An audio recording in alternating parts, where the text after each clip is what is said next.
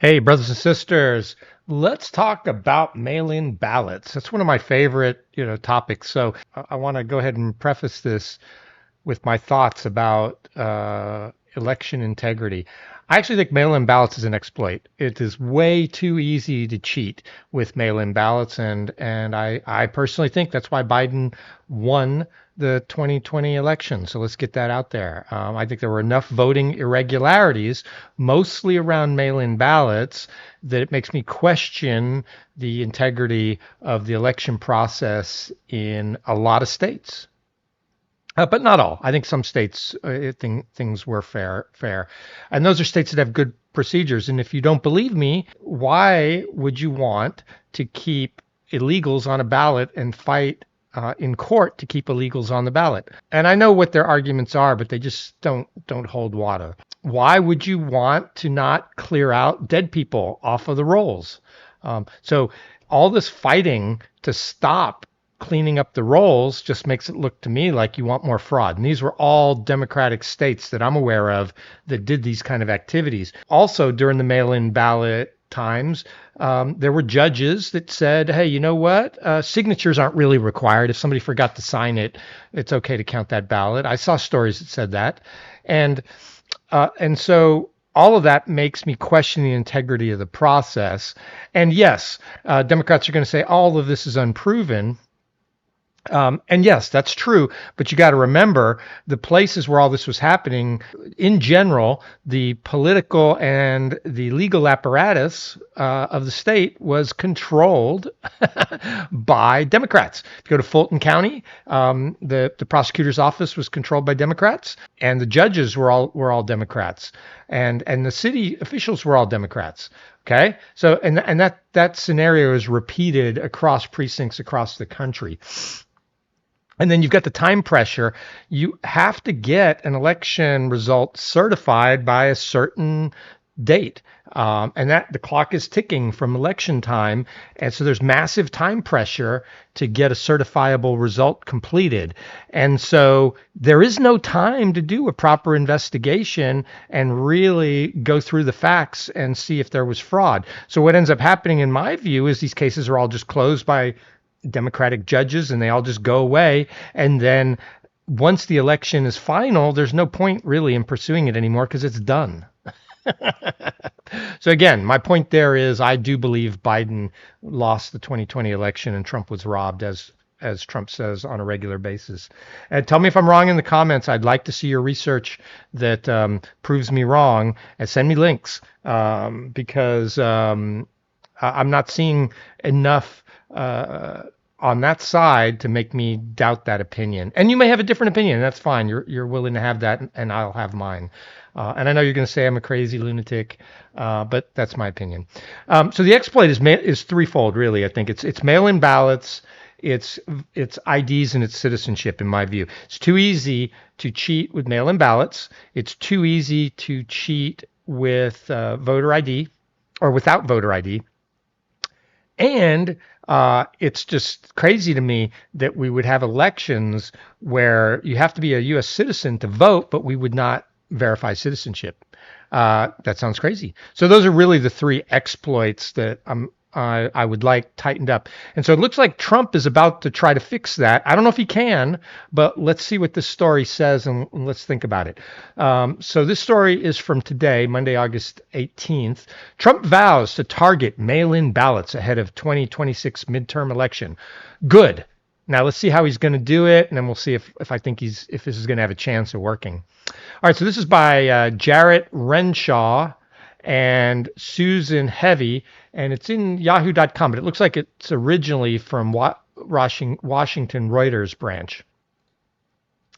U.S. President Donald Trump pledged on Monday to issue an executive order to end the use of mail-in ballots and voting machines ahead of the 2026 midterm election, a move likely to disproportionately favor his Republican Party and spark legal challenges by some states. Everything Trump does is challenged in the courts, so it's good that he's doing it now. Do it as soon as possible so it can work its way through the courts, and the courts are there to call the balls and strikes. So if if it's legal, then the courts will say it's legal. If it's not legal, the courts will stop him. And that's how the system works. Democratic voters typically use mail in ballots more than Republicans do, who more often vote in person. Yeah, because I think there's more fraud on the Democrat side. That's why Biden won. I think I just said that. Of course, the Democrats get more. Trump's pledge is his latest effort to reshape the midterm election battlefield to his party's advantage. He has also urged Republicans in states including Texas and Indiana to redraw their congressional districts to increase the likelihood of a Republican candidate being elected. Not, for full disclosure, I live in Texas, and I actually the practice they're talking about there is called gerrymandering. It's a term that is famous. It goes back to really the beginning of the country, where the party in power in a particular location draws the electoral map in such a way as to give advantages to their party and disadvantages to the opposition. I actually think it's wrong and it shouldn't be done. And I think most Americans actually agree with that. But it is legal, and it is legal in every state, but every state has slightly different rules around how they redistrict those voting maps. I'd personally like to see a law in Texas that said you could only do it once every 10 years at census time.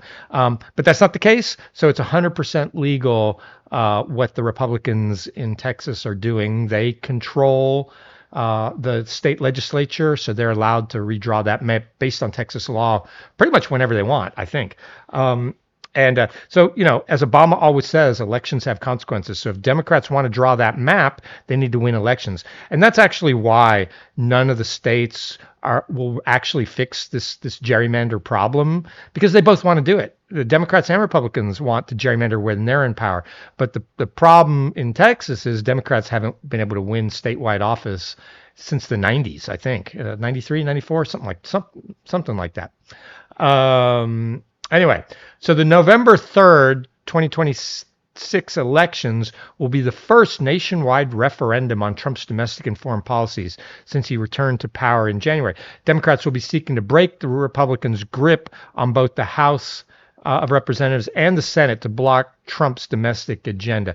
Yeah, and from what I'm seeing, I don't think they're going to gain seats in the Senate, but they very well could take over the House. There's a high probability of that, because generally the president in power, doesn't matter who he is, loses seats in the House. His party does during the midterm election. So Trump is trying to boost his number of seats. That's true. That's what he's doing.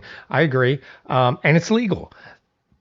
People might not like it, might be unsavory, but it is legal.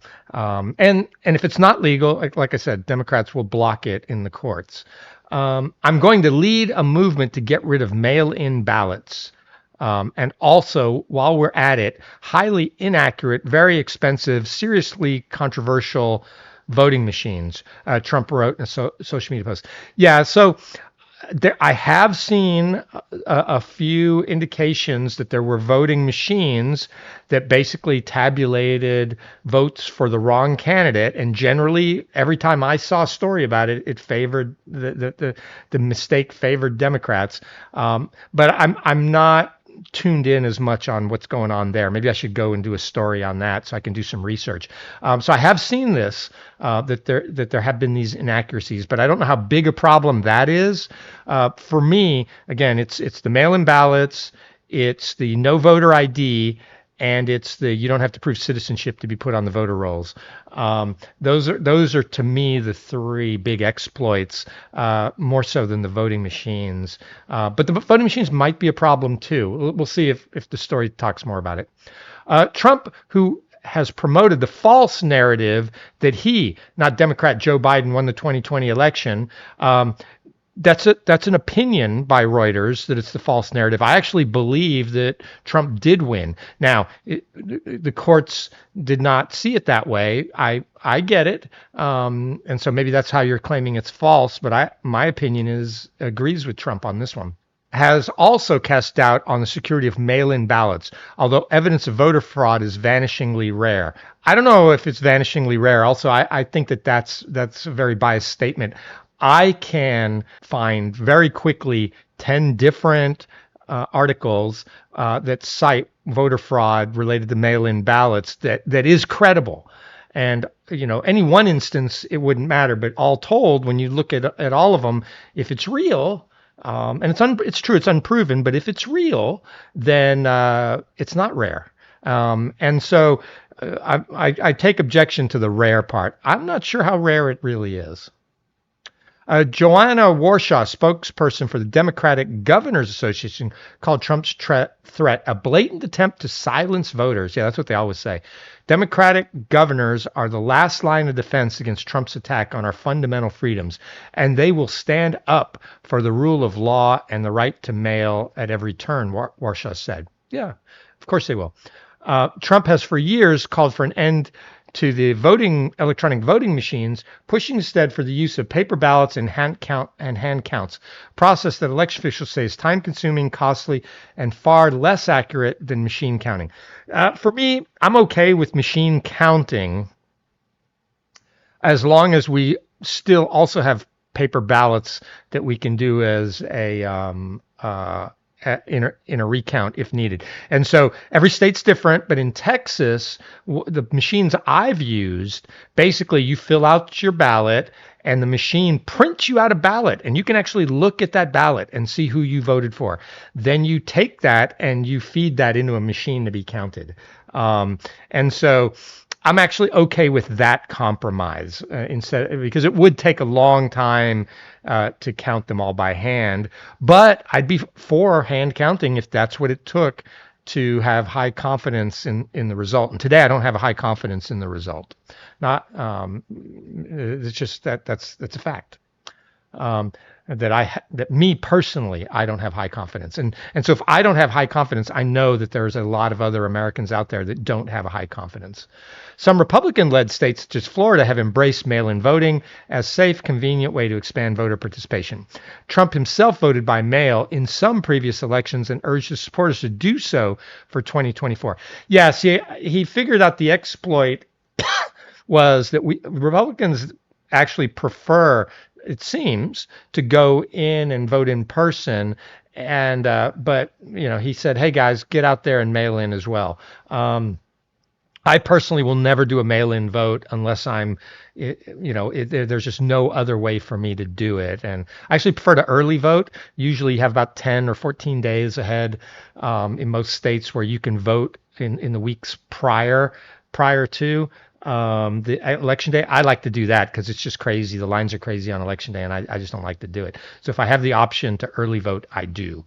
And then in Texas, they start counting the votes early. And that's why one of the states that do that can get the numbers tabulated quick. The states that don't take a lot more time, like California. And that's okay because the vote tabulations don't generally leak in Texas. I don't ever see them leak early. And I think that's the big fear. If they leak early, it might suppress the vote. Mail-in ballots hit record highs in 2020 as states expanded options for voters amid the 2019 pandemic, but numbers dropped in 2024, according to the Election Commission. So right there, this is where the fraud is, right here.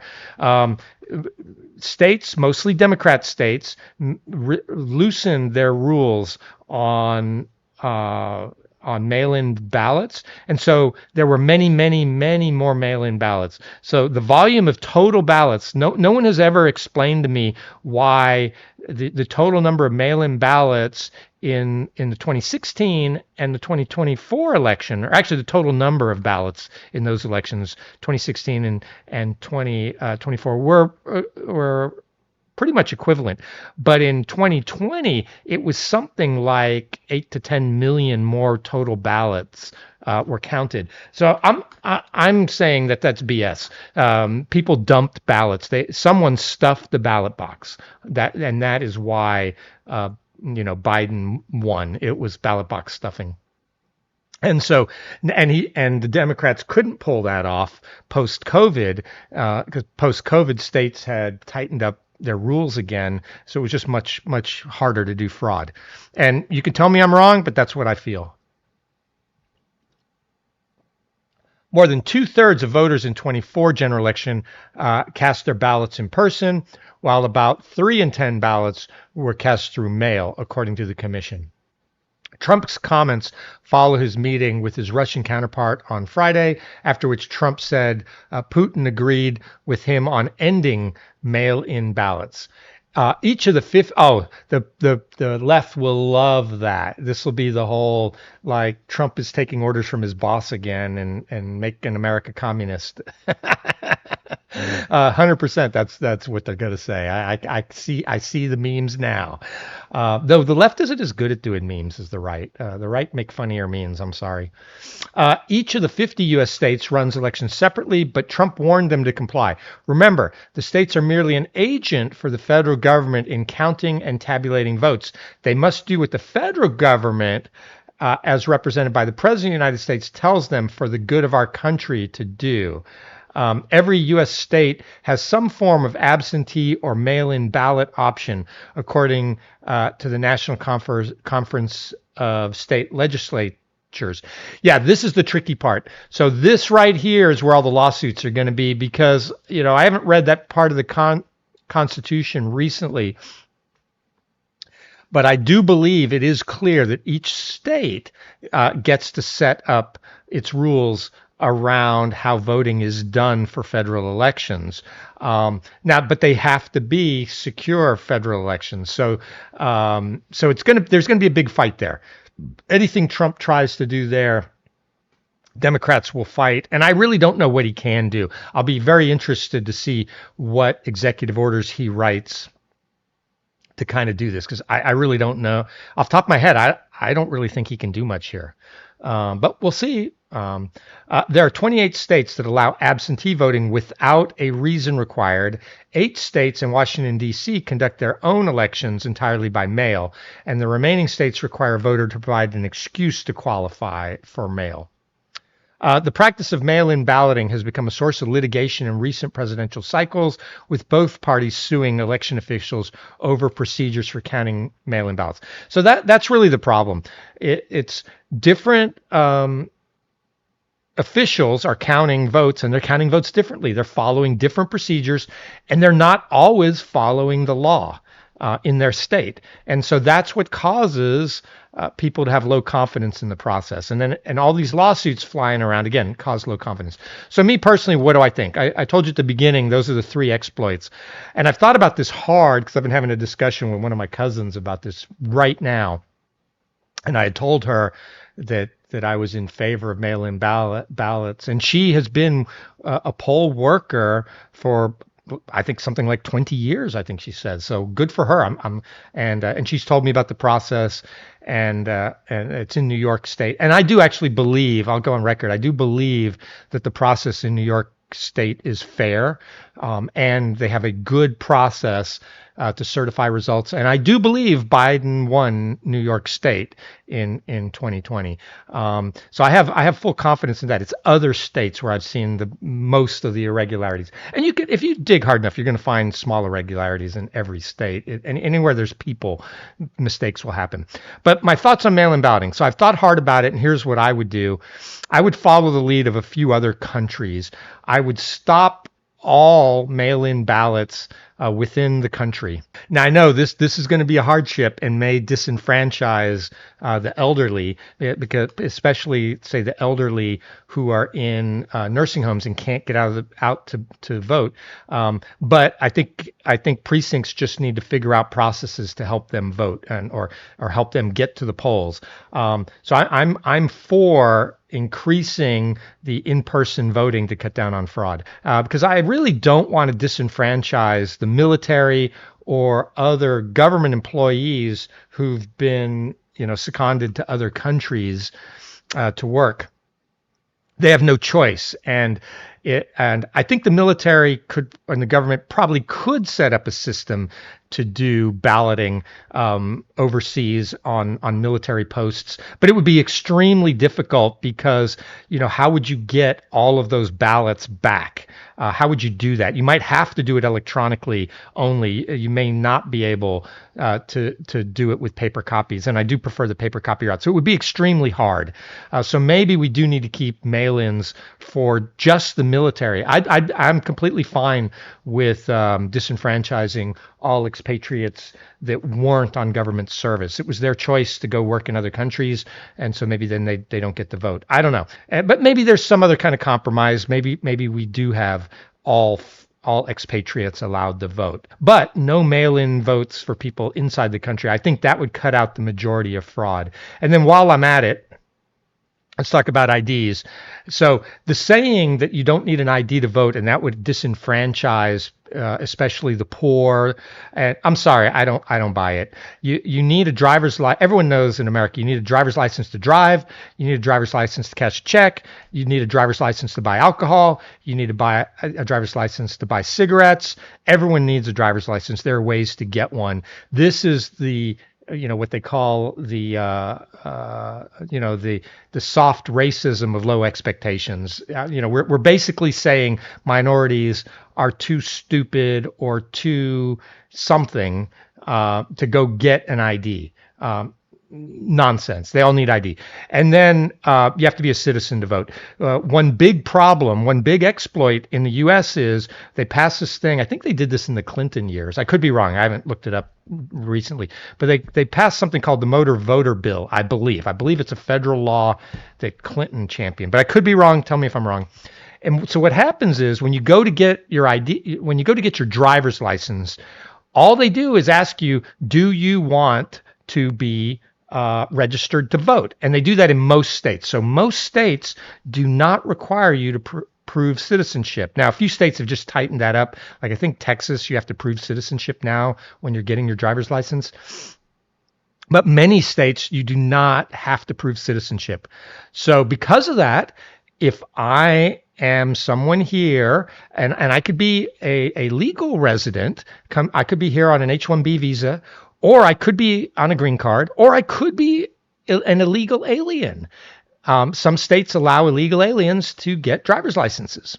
And so if I'm in one of those sanctuary states that do that, then I can say, I want to, put me on the voter roll. And then when they go to vote, they're never asked for their ID. Nobody questions their citizenship. That vote just counted. Tell me if I'm wrong, but I can actually cite an example. I think it was out of Michigan. I can go find it if I need to. So let me know where an alien did vote in the election and admitted to it, and his vote was counted even after the fact. Because of the process, they couldn't uncount his vote because of the way they do the process in that state. So it is a real problem. So that's what we need. We need to tighten up mail-in balloting. I say mail-ins only for people that are outside of the borders of the United States or United States territories, potentially.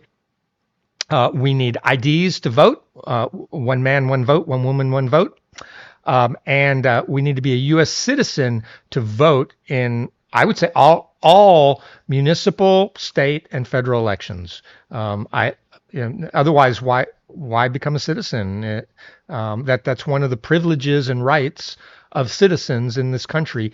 And if you want to vote, then you need to become a U.S. citizen and work through that. And then I welcome you. And I don't care where you're from. I don't care if you're from Ireland. I don't care if you're from Jamaica.